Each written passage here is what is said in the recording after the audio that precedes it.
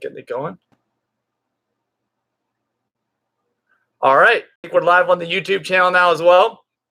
We are live both on the digitalnomad.net YouTube channel and also on the Tesla Model X Worldwide Facebook group that we have. And I have started this video because I wanted to talk about my experience with towing with the Tesla Model X. You guys may have seen I made my longest video ever I released it in the last couple of days. It was actually made about a little over a week ago, so I want to talk about this while it's fresh. I towed a large enclosed trailer, 4,000 plus pounds, over 1,000 miles over the course of about 2 to 3 days. And I want to kind of give my experience with the whole thing, and hopefully you guys can see this. And if you have anything to comment, please go ahead and comment. I'm going to be switching back and forth. I'm trying to do this both at the same time. So I'll be switching back and forth and, checking out your comments, answering your questions, because this is not just about my own experience with my own Tesla Model X. But, the biggest thing I think on everybody's mind right now is like, what is this new Tesla pickup going to be like? Or, how's the Rivian going to work? And actually, I've got, a Rivian group as well. And I wish I was simulcasting into that group as well at the same time. There's probably a way to do that, but I'm not going to do it right now. But, if you guys haven't watched my 2-hour and 40-minute long experience video of what it was like, I can tell you, there are going to be, I think, some serious concerns with electrified pickup trucks. At least if these trucks are determined to replace what's out there right now with fossil fuel trucks. Okay. And I have definitely, I don't know what can be done in the short term. Now, if you're just towing something locally, maybe you're okay. But if you're going to be going long distance like I was, there's going to be some serious problems, because Tesla, as you guys know, has like the most extensive supercharging or charging network of any kind that enables long distance travel. You can charge up in a short period of time. No other EV manufacturer even comes close. Some people are even saying this is like a moat that Tesla has that is going to keep competitors out, a competitive advantage, something like that. I see that, yes, this is true for the near future. Yes, this is true for passenger vehicles. Even vehicles that are used as robo-taxis and level 5 self-driving, like Elon is saying is going to happen. I can see that happening as well. But I am very concerned about what's going to happen in the near future for anybody that tries to do any type of long-distance towing. Okay, that's kind of what I've run into. It's not going to stop me. Okay, I'm gonna be out there. If you see a guy in a black Tesla Model X towing this huge 12-foot long enclosed white trailer, that's me, with double axles too. Because most 12-foot trailers that are 6 feet wide, which is narrow enough to be seen without mirror extensions, they're only single axle. Mine's double axle because it has a lot of weight that I'm carrying.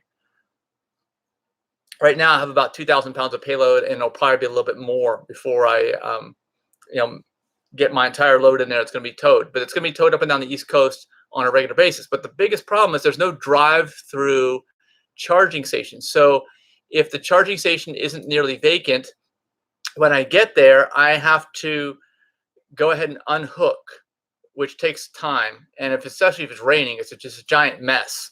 Okay, you don't even think about this if you're driving a truck where you're towing long distance right now, because you're just going to drive right through the gas station. And maybe it's a little bit harder to make the turns when you get into that gas station, but you're just going to drive up, you're going to fill up, you're going to be there for a couple minutes maximum, and then you're going to be off.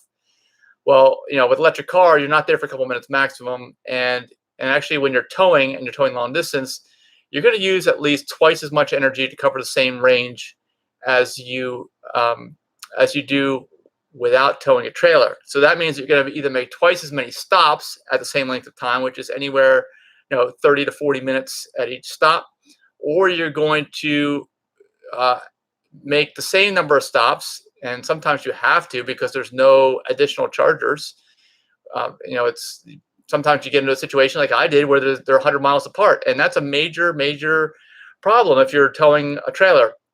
So if you're doing that, you're going to have to, and you're 100 miles apart, you get to stay more than twice as long with the supercharger, because you get to fill all the way up, and it doesn't take twice as long. It takes 3 times as long. So you'll be there for like an hour and a half instead of 30 minutes. And that's bad. So, okay, so what is this going to mean for the yet to be unveiled Tesla pickup, the yet to be sold Rivian pickup, and their towing? That's what we were talking about. How are they going to do with the towing and hauling loads? Now, with hauling loads, I don't see that big of a deal with the range, although it will affect aerodynamics specifically. But anytime you affect the aerodynamics and you start hauling a lot of weight, you figure you're going to have twice as much juice in those batteries. And, so I'd say that what Rivian's done, I think if you look at the specs on the Rivian SUV and pickup, which are built off the same platform, you can get like a 140 kilowatt battery, which will come in really handy when you're doing some long distance towing. Now, I don't think those vehicles will be that great when they're not being worked, because if you look at them, they're like a box on wheels. They're not really aerodynamic. They're not going to be able to match up to Tesla in terms of their efficiency when they're just driving as they're delivered from the factory. But the minute you throw something on the back and you start towing it, I think that there's going to be a lot more of the advantage going away from Tesla and moving to something like Rivian, just because they have the bigger battery pack. And, we don't know what kind of battery pack the Tesla pickup's going to have, because it has yet to be unveiled. And I'm making this video on October 14th. So, even if you're not commenting here when I'm doing it live, by all means, write in the comments here what you think the Tesla pickup's going to be, how much of a battery you think it's going to have. I think they're going to sell it for $49,900. I think that's what the starting price is, right? Now, that may be the base model, and of course, they may not sell the base model at first. They may only sell an $80,000 pickup truck at first. Who knows? I don't know. But the biggest concern that I have is the amount of battery that's going to be available as like the largest pack. That is the Achilles heel. And that's why I'm saying Rivian's got an advantage if they got a 140 kilowatt pack, not for driving normally, but for towing. And I've got a 90 kilowatt pack in my Model X, and it's just really at least much to be desired. I don't know if Model S and X are soon going to have like a 130 kilowatt pack available. That's been rumored. But if they can slap a 130 kilowatt pack in there, and hey, I don't know how much more life my battery pack has left in it. I got 110,000 miles of all supercharging, like 1,200 supercharges, literally 1,200 times I've been plugging in the superchargers. It's not just the regular driving, but it's the car camping I do. And now the towing is using twice as much energy as normal. So that battery pack's not going to last that much longer. I would love for Tesla to only have like 130 kilowatt pack and throw it in there, because that would solve a lot of my problems. It would make my life so much easier going forward. And if you got like a Model X with a 60 kilowatt pack, don't even think about towing. Unless you're just going a few miles, don't think about long distance towing. You will not make it between superchargers. I mean, I just barely made it. If you watch my video, the 2-hour, 40-minute video, you'll see that when I hit Savannah, I drove between Kingston, Georgia, which is at the Florida-Georgia line, and Savannah, Georgia. It basically had to go up 95 all the way through the whole state of Georgia. It's over 100 miles. I timed it wrong, and I got down to 0. I almost ran out of electricity. And it's one thing to be driving at 0 miles when it's just you. It's another thing to be driving at 0 miles when when you're towing a huge load. That would have been really bad, if I had broken down there. So let me see. You guys have any questions? By all means, if you're out there, there's Nate Gomez. Hey, Nate, Natez. He says hello, but what do you know about the subject we're talking about today, which is electric vehicles and towing? That I want to hear your thoughts on that. What do you think about the electric vehicle pickup trucks coming out here soon, like the Tesla pickup truck? What's that going to be like? Because I'm really concerned about the battery pack. I'm not concerned about acceleration, all right? Because as I mentioned in my experience video, my 1,000+ mile journey, there was no problem with acceleration. And the only problem I would have seen with power delivery is there being too much of it when you're trying to tow this massive load, okay? You don't really want to have to, be reliant on I don't know, just you can easily get yourself into a really bad situation if you're a little bit too heavy on the right foot when you're towing. So there's no lack of power. Not worried about power. Payload, for what I'm towing, you can tow up to 5,000 pounds in Tesla Model X with up to 500-pound tongue weight, and I've got a scale to measure tongue weight, so there's no issue there. It's enough for me. I don't need any more than that. But the battery capacity is my main concern. So I think if they figure that out, it could be a good product. But how Tesla is going to put a large battery pack in a $50,000 pickup truck, I don't know.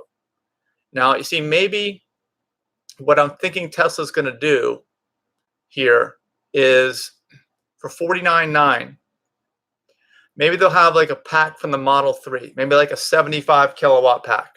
And I'm telling you, I've got a 90 kilowatt pack on the Model X, which I'm guessing is going to be more aerodynamic than any pickup they're going to come out with. Anytime you get an open bed, that's a really big aerodynamic problem that's nearly impossible to solve.